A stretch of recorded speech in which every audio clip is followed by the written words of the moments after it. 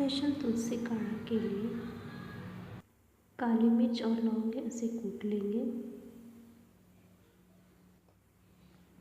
फिर हम 2 कप पानी लेंगे। 2 कप पानी इसलिए है कि उसे बॉयल करके 1 कप काढ़ा बनाना होगा।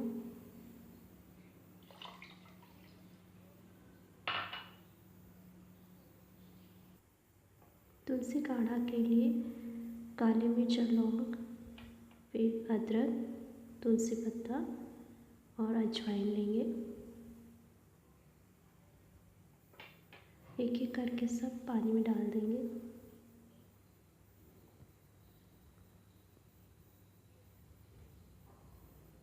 ये बहुत ही फ़ायदेमंद काढ़ा है।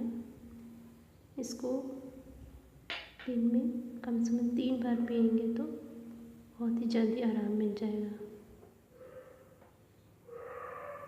इसे अच्छे से बॉयल कर लेंगे। फिर हाफ कप हो जाएगा तो उसको 2 कप है तो 1 कप करके फिर उसे छान लेंगे और बचे हुए का फेंकने की ज़रूरत नहीं, उसमें चाय बन सकता है दूध वाला। तो ये आपका स्पेशल काढ़ा रेडी है। आपको अगर इसमें मीठा चाहिए तो आप हनी यूज़ कर सकते हैं। हनी डाल 1 चम्मच हनी डाल दीजिए, इसका टेस्ट और अच्छा हो जाएगा।